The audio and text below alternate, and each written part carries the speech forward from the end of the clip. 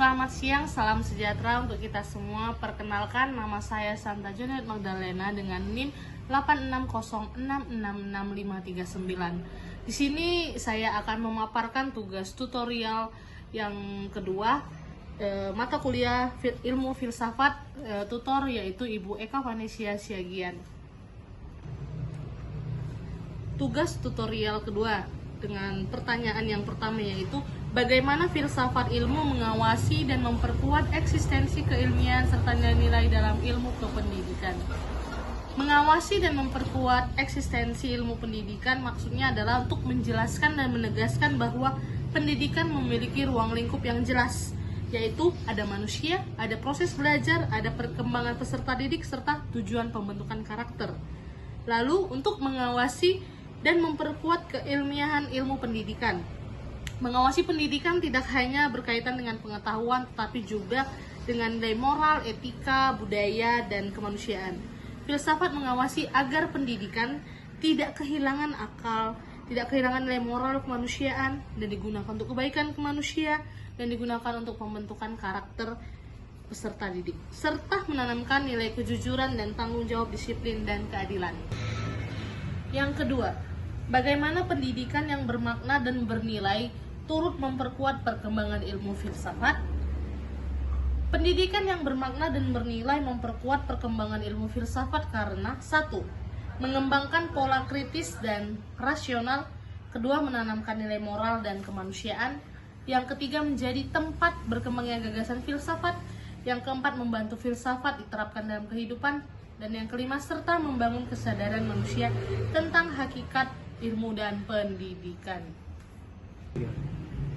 Yang ketiga, mengapa ilmu filsafat disebut sebagai pisau analisis, ontologi, epistemologi, dan aksiologi dalam membedah persoalan-persoalan pendidikan?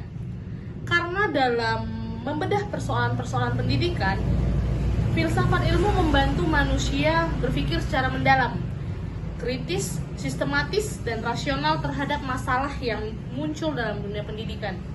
Dengan filsafat ilmu, pendidikan tidak hanya dipandang sebagai kegiatan belajar mengajar semata, tetapi juga dikaji dari dasar hakikat, metode, tujuan, dan nilai-nilai yang melandasinya. Yang keempat, contoh konkret penerapan filsafat ilmu dalam praktik pendidikan, misalnya dalam kebijakan kurikulum ataupun proses pembelajaran. Penerapan dalam kebijakan pendidikan, contohnya misalnya kurikulum merdeka. Penerapannya terlihat pada pembelajaran yang fleksibel sesuai kebutuhan manusia, penekanan pada kreativitas dan karakter, guru berperan sebagai fasilitator, atau adanya proyek pemuatan profil pelajar Pancasila. Yang kedua, penerapan dalam kurikulum. Contohnya penyusunan mata pelajaran. Dalam penyusunan kurikulum, filsafat ilmu digunakan untuk menentukan apa yang perlu diajarkan, mengapa materi itu penting, dan bagaimana urutan materi diberikan.